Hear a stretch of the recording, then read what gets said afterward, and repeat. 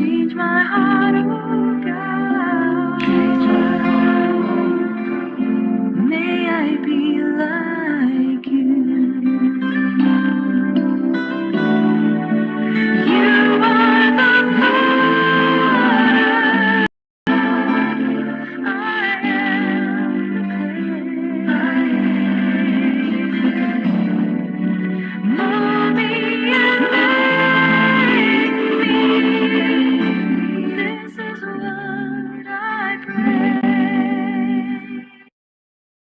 Change my heart, oh God. Change my heart, oh God. Make it ever true. Make it ever true. Change my heart, oh God. Change my heart, oh God. May I be like you.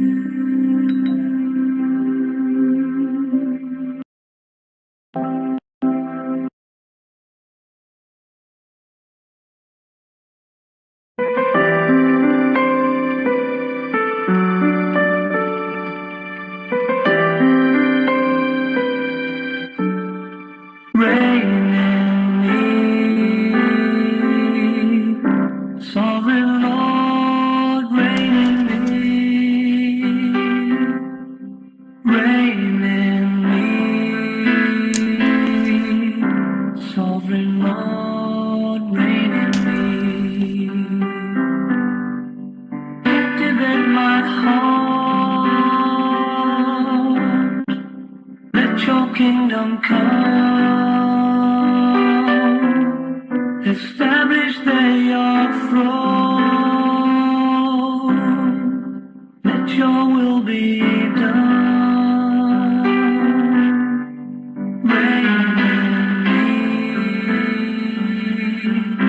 sovereign Lord, reign in me. Reign in me, sovereign Lord, reign in me. Reign in me, sovereign Lord, reign in me. Reign in me, sovereign Lord, reign in me.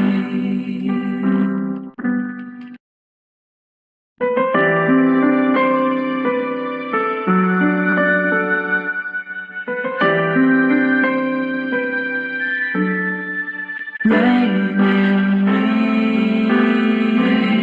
me, sovereign Lord, reign in me.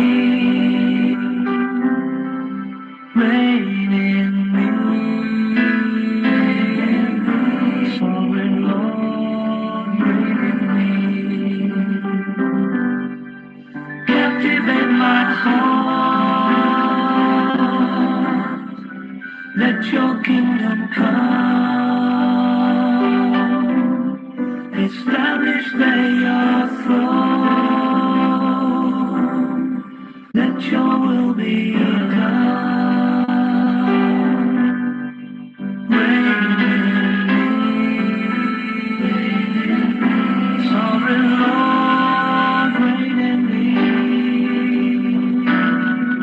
Reign in me, sovereign Lord,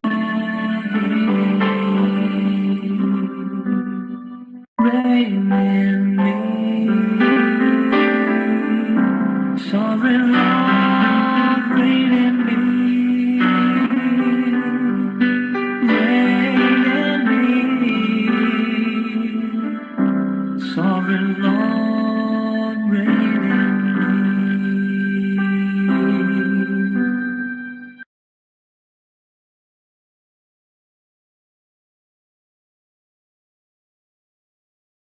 Welcome everybody. I'm so glad you're here.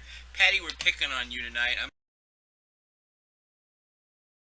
I never even thought about Patty con queso.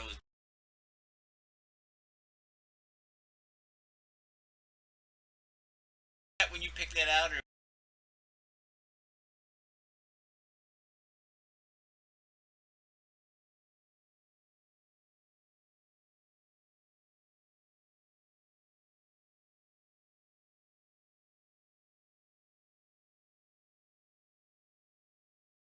nice name, Patty with Cheese.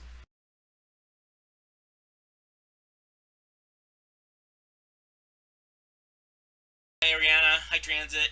Welcome, everybody. I'm so glad you're here tonight. And I don't know, I'd never put that together. I never even.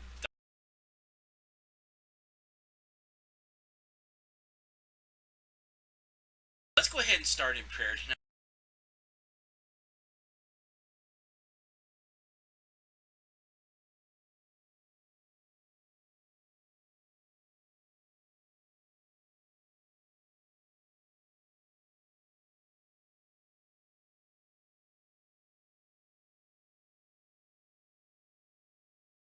Thank you that see and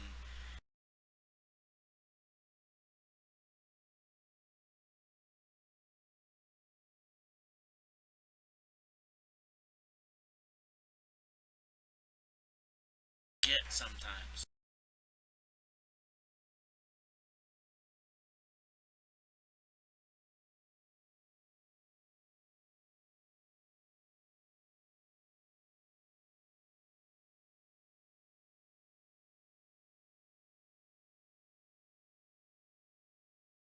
Last week we started a.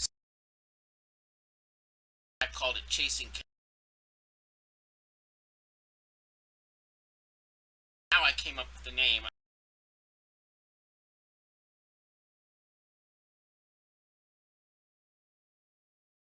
Trying to get the thing he was writing to go forward.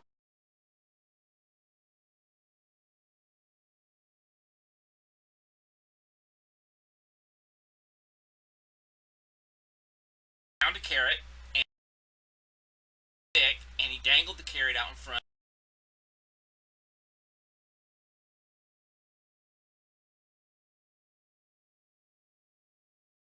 Feed the thing with the following along, and then he hit the horse or the donkey. Go wherever he wanted. Well, he'd have to let the thing get a bite of the carrot because he didn't want to up, but he motivated to do something that the donkey or the horse or whatever. And we started talking last week about the things we chase, the things that we pursue in the name of whatever we think is important. And last week we talked about the pursuit of fame. And I know most of us, I mean, ask if I come out here and say, okay, TikTok, do you want to be famous?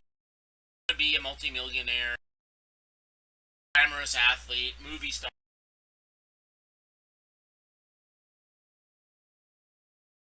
And a billionaire and have billions of having to live in hotel rooms. Not really the kind of fame. Fame, I want people to know. I think we all pursue fame, albeit just.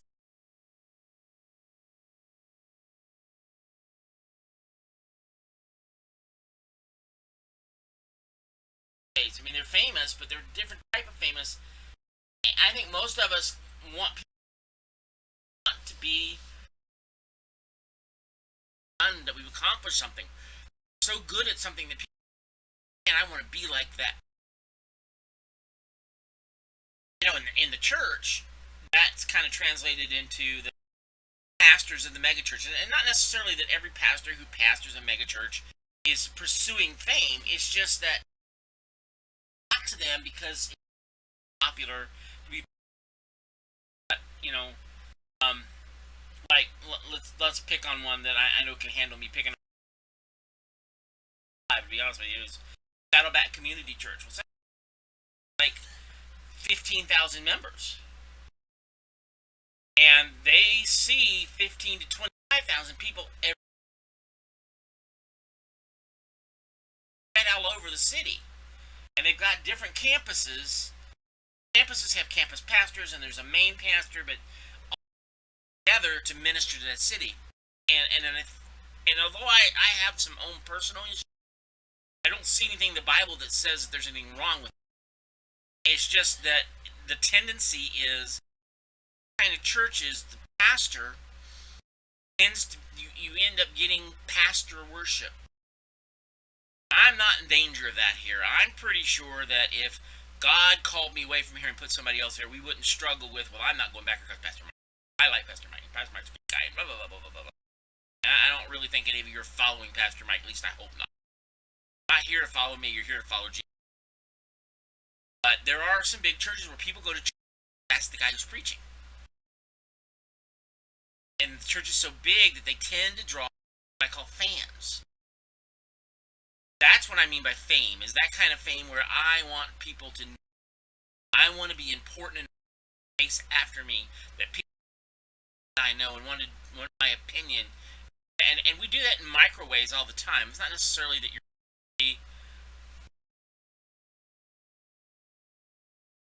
good. I'm glad you do, Foxwing. And I hope that's why you come here. Not gameplay. We're not playing role. My prayer is that we present the gospel. And that's exactly what we do here. Ephesians says the pastor's job is to equip the saints in ministry. And so that's what I'm trying to do. And I'm not going to spend a lot of time talking about fame because that was last week. But I want you to understand, when I say chasing fame, I'm not necessarily talking about I want to be Michael Jordan, somebody else famous. I'm saying that you get to the point where you want everybody to like you.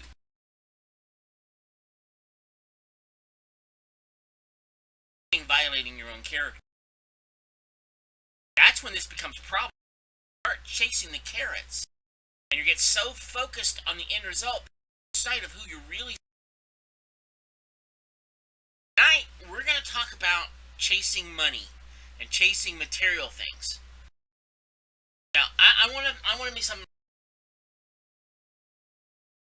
Thou shalt not be rich. Okay, you can be rich and be a believer. You have an obvious drawback when you do that, but obviously God allows people to be rich.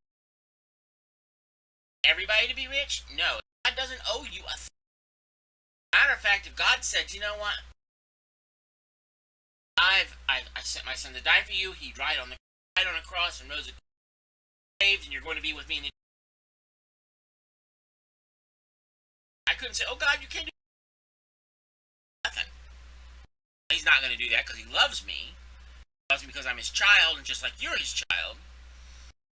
But the reality is that God owes you nothing. God is not bound to make sure you got everything you ever wanted, the new car. But nothing in the Bible that says that being rich is evil. Right, it does say, TikTok, that the root of evil. We'll get there in a minute, but I kind of want to. So, let me ask you a question. How many of you? And this is the other side to this, because I don't think we realize it. How many of you know someone who is really rich? You need to raise your hands or not or anything like that, but you know somebody who's really rich. Okay, I'm wondering, have you ever looked at someone who's rich and thought to yourself, man, if I were rich like that guy or that woman, I could be better at being rich than they're being rich. Like, I could do it better. Sometimes they're like stupid rich. If I was rich, I'd be smart. Now, this is a little bit more of a difficult question, but how many of you are really, really rich? Just, if you think you're really, really rich, I probably most of us will say, well, no, I'm not rich, Pastor Mike. I'm struggling to pay my bills, and I don't have anything, and I don't live in the big house, and I don't have the fancy cars, and I just make my money, I make my ends meet. Okay? I probably won't see a lot of people who say, oh, yeah, I'm rich, okay? I know most of you just said you're not really rich, but you love to be really rich, and like so many people in the world, you can lust after more money and more stuff. Original Nelson Rockefeller founded a company called Stanford,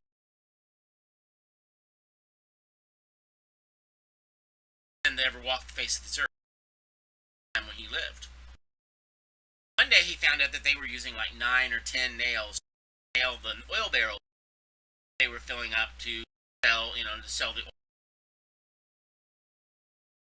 Spending a fortune on nails. You gotta figure out a way to stop that.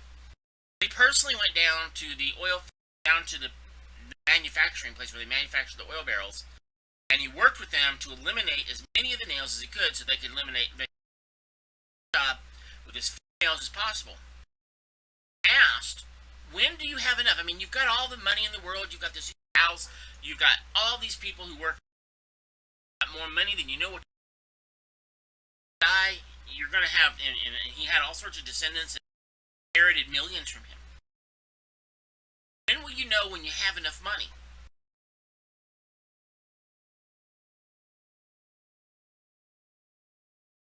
Never going to be satisfied until he's got that next. I did a research, and I did a little research this week, and I found this poll, and it asked people, how much money does it take? How do you know that you're rich? And a lot of people said, well, in order to be rich, I need to make double what I'm making now. So if I'm making $35,000, if I was making $75,000 a year, I would be rich. Problem is, they had people that well, I'm making $100,000 a year, and if I had $300,000 a year, I would be rich. Then they got to the people and says, well, guys are making six-figure salaries, and they're saying, well, if I had $5 million in assets, I would be rich.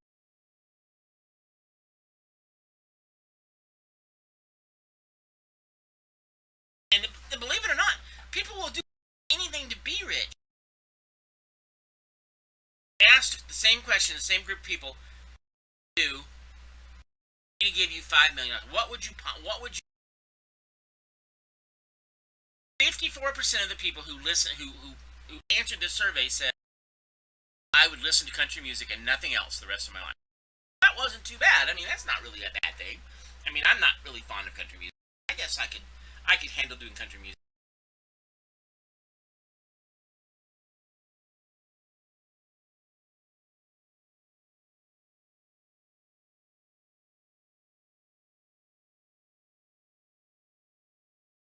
The article, 54%. That doesn't sound too bad. And 42% of the people said they would be willing to have my $1 million. I guess they figured you could have both. I don't know. They're gonna but 50% said they would allow you to kill one random person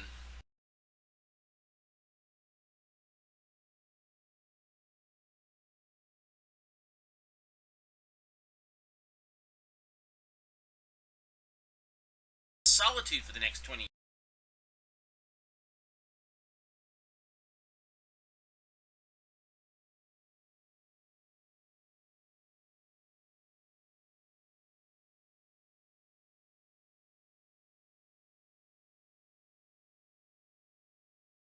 When do you have enough to make yourself rich? Rich is a moving line, and I'll bet in there are many of you who are like me. In your life, you get out loud. If one day I only get to this point, this much a year, then I'll be rich. And it never happened, because when you get to that line, the line moves. Constantly pursuing, trying to get more. Many people would say, I'm not quite sure, but I know that it's always satisfied to be rich. Why Jesus talks so much about the right perspective on money? Listen to this. Luke 12:15.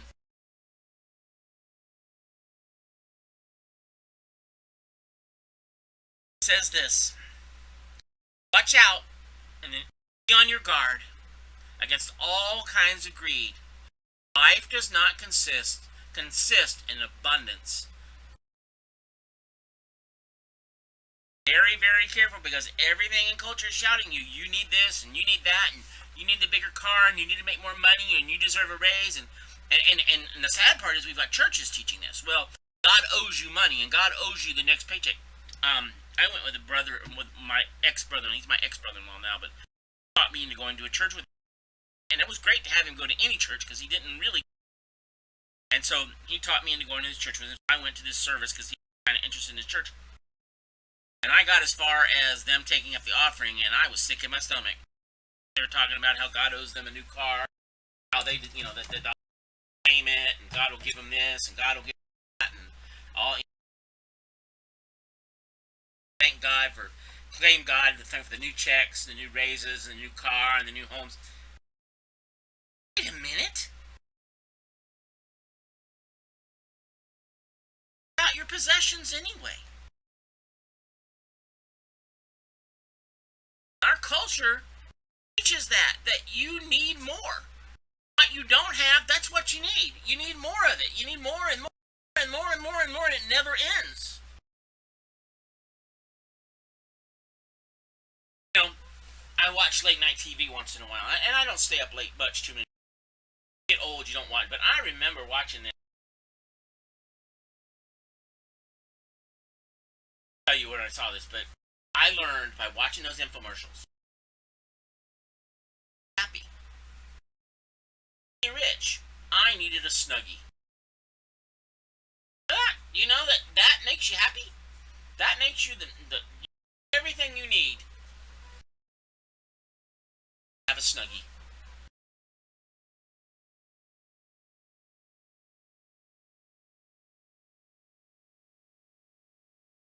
Couch and wrap it around you. But I guess,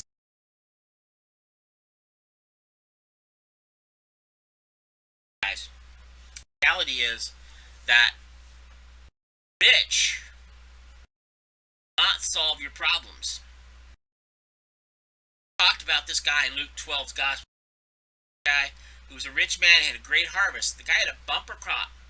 And he says this, but God said to him, you fool, this very night your life will be demanded from you. Then who will get what you have prepared for yourself? This is how it will be with whoever stores up things not rich.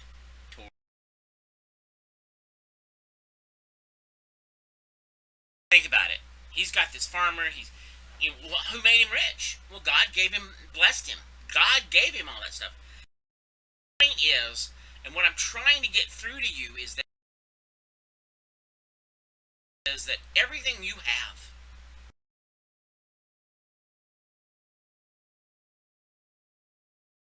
happen to be a millionaire. God gave you the money. God gave you the resources to get it. God gave you the job to get that money. You didn't do anything to deserve it.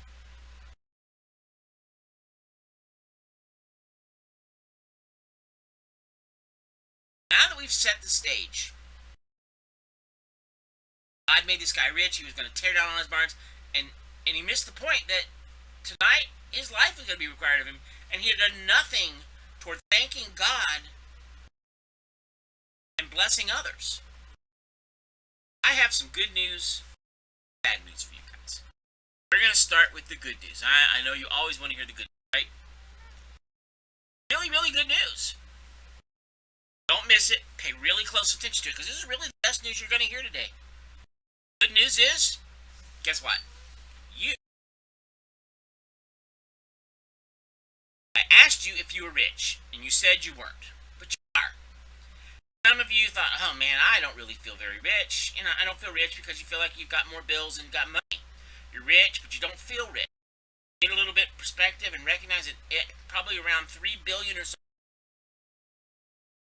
live on $2 a day. Some of you spent $5 stopping at McDonald's to get some coffee. Out to eat and spent 30.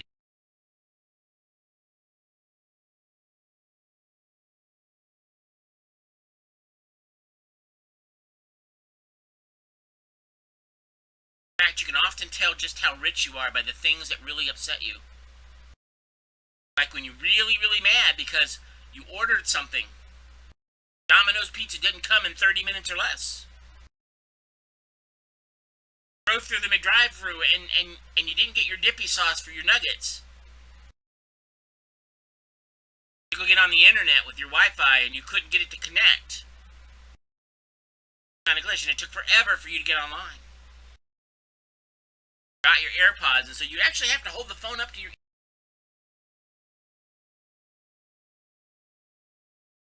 Often tell how rich you are just by what bothers you the most.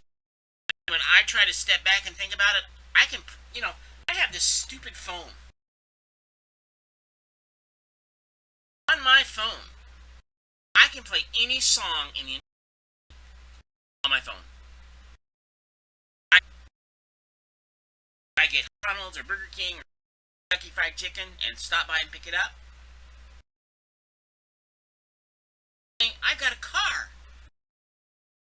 You know that by having a car, we're among the top 15% of the wealthiest people in.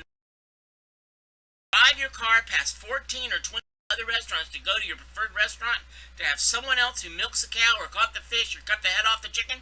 Yes, you do have to cut the head off the chicken to get your chicken salad. Okay? Sometimes someone else does all that, cooks your food, cleans everything, prepares your plate, delivers it to you, a little garnish on it, and you complain because it took 7 minutes. That's car. Good news is you're very, very rich. Now I know that right now there are a lot of people in here that maybe they've gone through some extreme financial situations, medical bills or divorce or a single parent that's fighting just to make ends meet.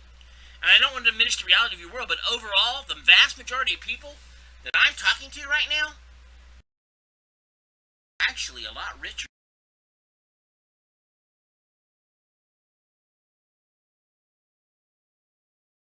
Actually blessed than that compared to most people. Rich. And what I want to do is I want to be good or be rich. I want to be good in a way that honors God. And so in order to be good at it, first you have to acknowledge it. Let me put it to you this way. I was still doing youth ministry.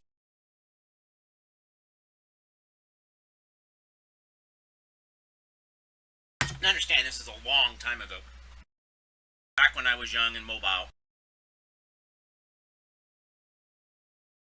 I did ministry down there in Guatemala that worked village living in that dump. Lived there.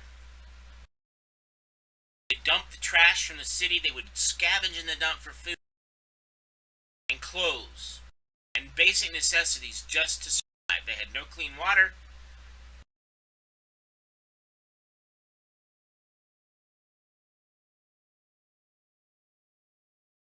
Things we did was we helped them create an area where we had a clean, they could get clean drinking water.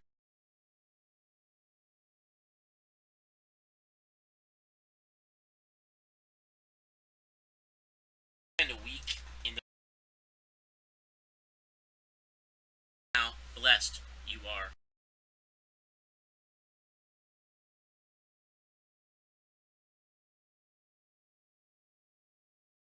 Think about what's in your house. Got it. An American, most American televisions,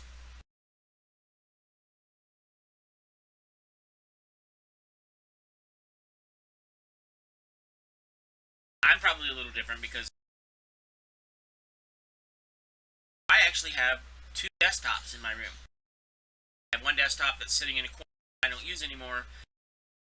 Somebody graciously from this church. That's the one I use for.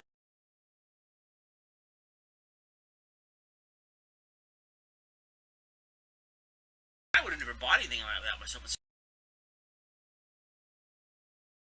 I still have a desktop that works. It has 2 monitors. I have a 10-inch laptop I carry when I travel. I have 2. I have a 15 and a 17. No more. And I have a 10-inch tablet. In fact, when I'm preaching, I'm reading the sermon and recording Mixler. I broadcast on my phone. Back down the computer. Blessed. God has truly blessed me with technology. God's doing. I'm extremely. There are places having food every day.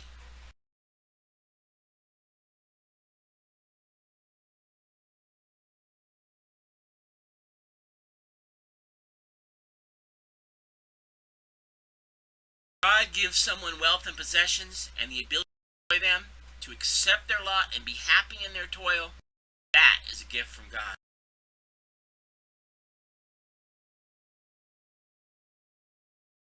God gives you someone wealth. I'm not a self-made man. No, actually, God made you first. You have gifts, you have a talent, you have opportunities, but God did all that. God gives someone wealth and possessions and the ability to enjoy and be happy. Gift from God.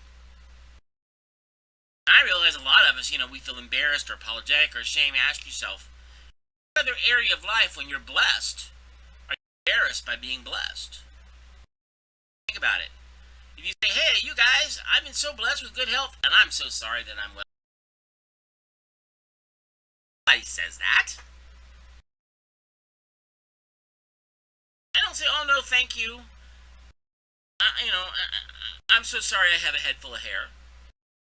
I didn't do anything to earn it, thank you. I got it, okay? I feel so guilty that I have hair? No, you don't feel apology for that. If God has blessed you, then be thankful for the blessing. How to use it the right way. That's our problem. We get blessed and we say, okay, God has given me this. I'm going to spend it on getting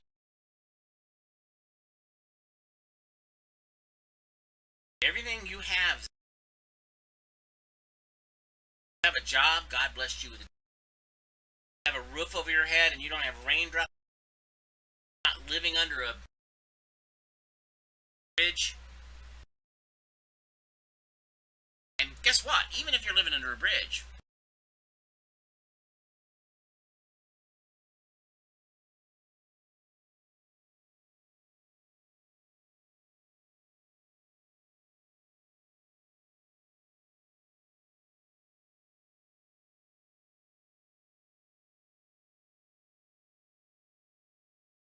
now, I hate to tell you this, bad news too. Bad news is you're is and can be very bad news. Being rich actually puts us in a tremendous spiritual. In fact, Jesus had a very meaningful conversation with a rich young ruler. Stuff and his money was so important to him that he couldn't follow Jesus and went away because he had so much. It kept him from becoming a disciple of Jesus.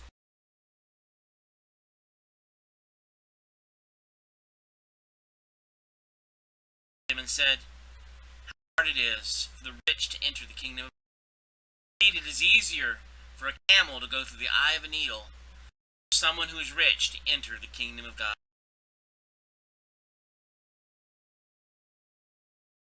The good news is you're rich, and the bad news is you're rich. Tremendous spiritual disadvantage to be rich. You already got a roof over your head, you have a pantry, you can buy whatever you want, and you never probably in maybe recent years had the privilege of the blessing of when you pray for something and God meets that need immediately. God, give me today my daily bread, because you've already got a closet full of daily bread. Missed out on a chance of seeing God provide you. Advantage, because it lets us be distracted. We have rich people options. We have rich people opportunities. So rich and blessed with opportunities, we're overwhelmed and exhausted and tired and often missing out on what matters most. Don't believe me? Just go to some developing nation. One day, number one, you'll be shocked. Someone will be turned to the extreme poverty. Believe what you see, and you'll feel so much sorrow and compassion for these people. Suddenly, you're going to realize that they have some time with people, and they've got relationships, and they don't have that you have is stress and anxiety and the burden. Day 5 or so, you might find jealous of their simplicity.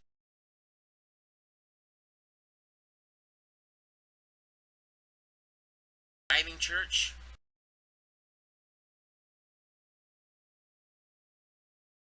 government persecutes you,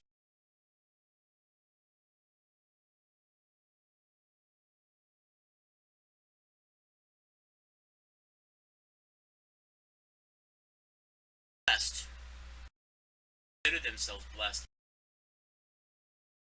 Abject poverty.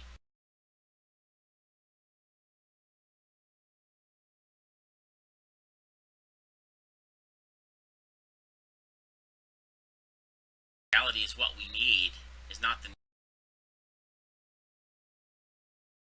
sunglasses, wallet, jacket, backpack, speakers, car, flooring, furniture, countertops, accessories, the artwork, vacations. Because what you don't have is what you really. That's why Jesus said, "Be on your guard." A person's life matters doesn't consist of abundance of money and stuff. I know about you because this is true about me. We know that in our heads, the problem is our lifestyles often do not reflect. Really honest.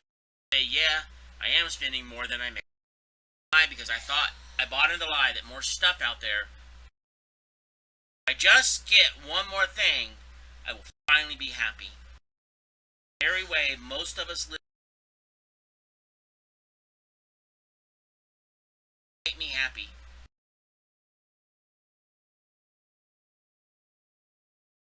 Whenever we believe that lie, and it comes every day in every way, whenever we believe that lie that more money, more things, more stuff is what we truly blessed and be happy, we have to recognize that we are under the love of money. Whenever we believe that our problems can be solved by more stuff and more money, we are under. What I hope you'll understand is this: more money isn't going to help your kids stay. More money may put them in a place where they're more susceptible to drugs. Money is not going to heal somebody who is sick of cancer. Money will not make your depression go away. More money will not save your marriage. What we don't need is more of what's temporary. What we need is more of what's eternal. What we don't need is more money. What we do need is more Jesus. I don't want to be under the power of something of this world. Buy into worshiping money. Made it your God, and you're pursuing it, and you're constantly looking to add a little bit more and add a little bit more, and you need a little stuff, and you need a new computer, and deck, you need new furniture, you need a dog, you need a new wife, you need a new kid. That into your God. You may be having all satisfied with what God's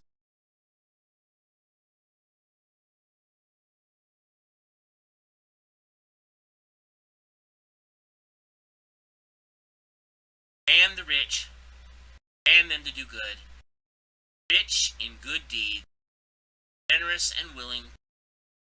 This way, they will lay up treasure for themselves at the foundation of the other company. They may take hold of the life that is true life. And those who are rich to this present world. Not, don't think that you've all that just because you've got it made, because you've got money. Nor is so uncertain, but instead to put your hope in God, who does what? Our God richly provides us with everything for our enjoyment. Don't feel guilty when you're. God gives it to you, and God blesses you, and He's a good God. Loves to bless His children. He's grateful for the little. God blesses you with more. Now, here's the principle. God blesses you. He doesn't do it just so you have something. And that God blesses you so He wants to give it away. The more you give away, the more He gives you. He gives you, the more He expects you to give away. Why in the church we tithe? That's what tithing's about. Is so that we can give it away. It's not a matter of God needs the money. God's not up in heaven saying,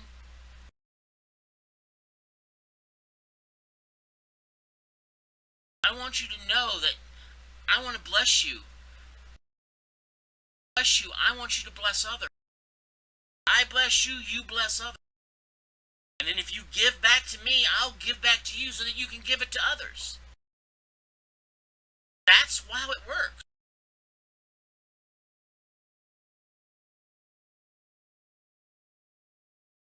God has made you rich, then he can use that to minister to others. I know a few Christians, not many, and I think they're rare.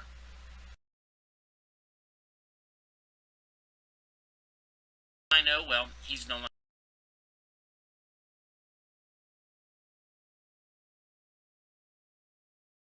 get saved until later in life.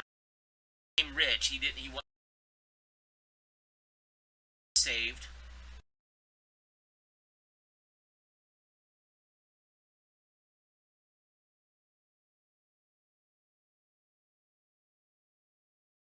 There are 7 kids. Ended up as some claiming the gospel. Americans,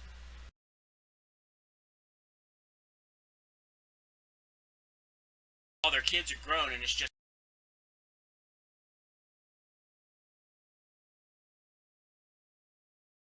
he went to school with me. Wife is one of the heirs that inherited the money was all that mattered to her. She would have taken her stock ownership, stock of ministries, and she'd be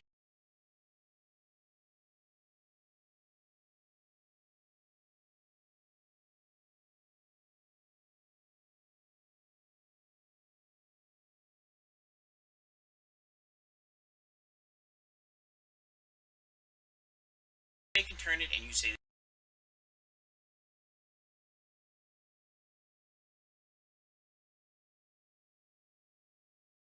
faithful in small things. He'll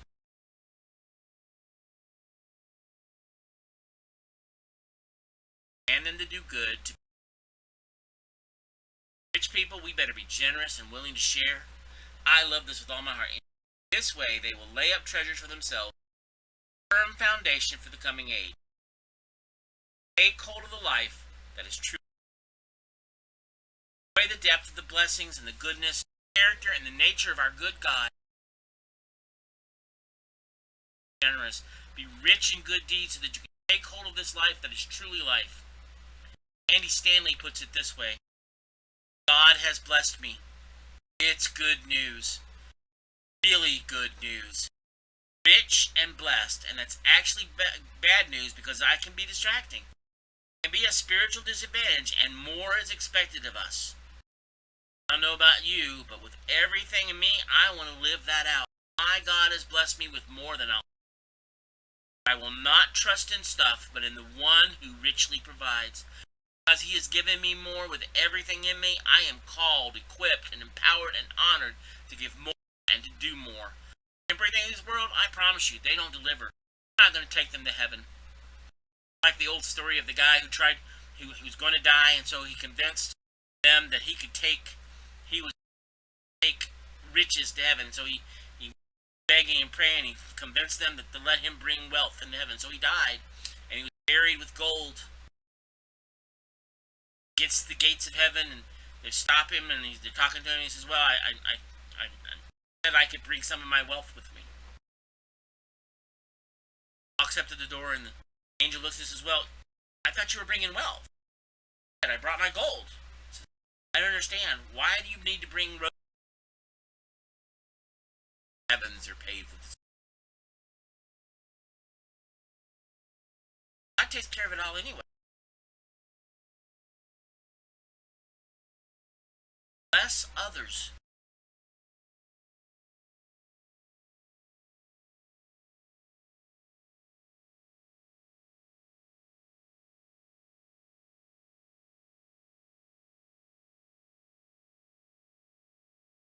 I have more, I will give. The more I get, the more I give. And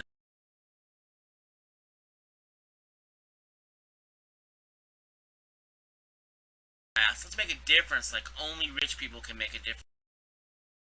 Let's take what's been given to us and let's use it to be a blessing to others. Maybe you'll help pay your friends' rent anonymously.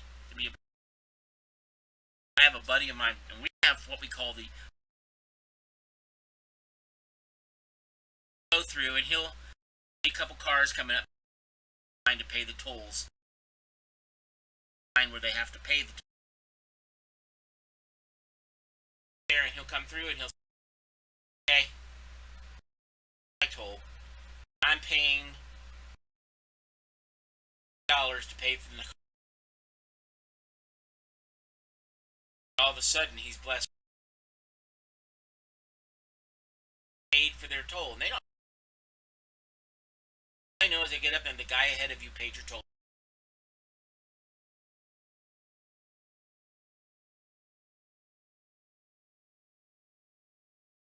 Maybe you'll save up your money and take a week of vacation and spend your money to come back and say that was life, because when we lose our life, that's when we really find it. And command them to do good, to be rich in good deeds, generous, and to be willing to lay up a treasure for themselves. Take hold of the life that is truly life.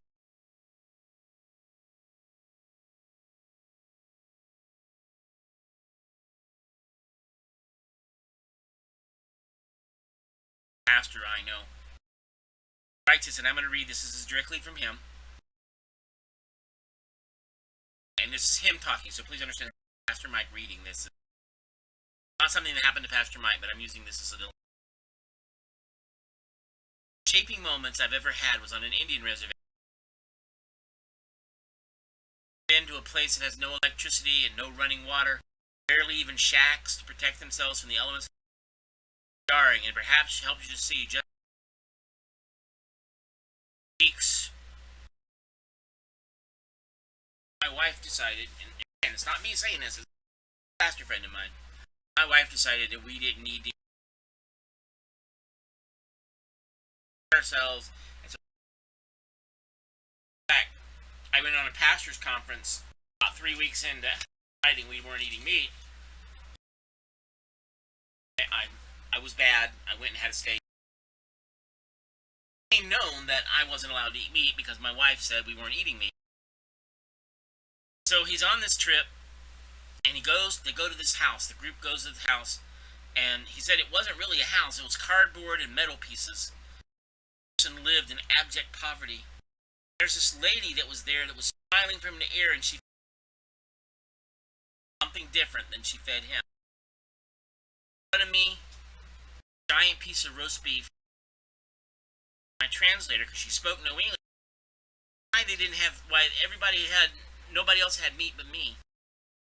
The translator said, "Oh, I heard that you love meat, but you don't get access to it very often." She said she saved her money for months, gave up meat for a year, and saved the money in preparation for you coming so she could serve. And she hadn't eaten the meat in front of him. He said, "I can't eat. You must eat. Not dishonor and generosity. Here is to express my gratitude to her." Something back through the translator finds that I am the richest. I have the honor of blessing.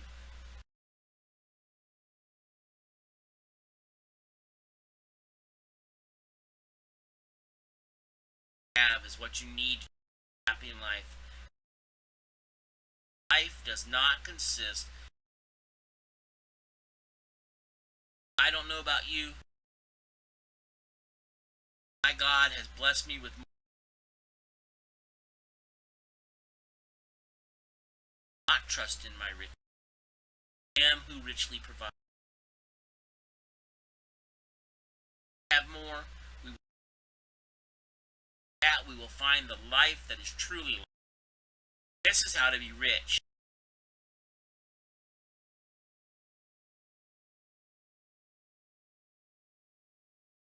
Generous and willing. Treasures for themselves. Take hold of the life.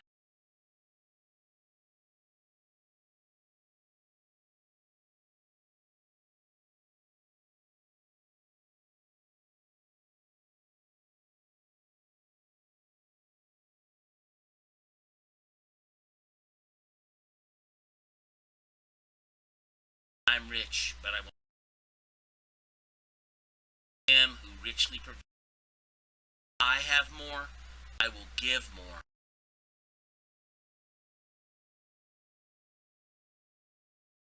Back in the 1800s, it was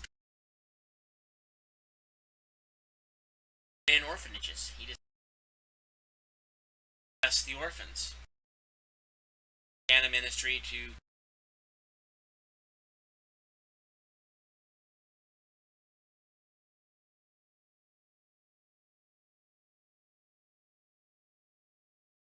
basically slave labor.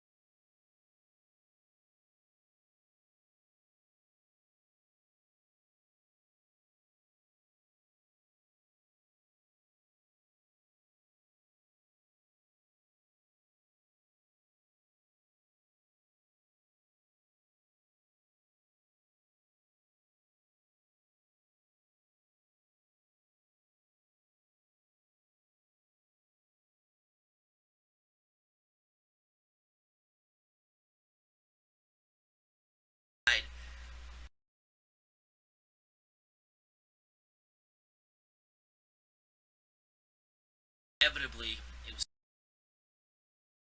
the Eggman who was delivering eggs, and his cart down, and so the eggs were going to go bad.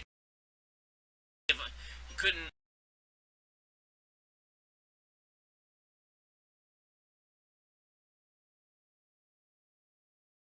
much, and they couldn't it, and they told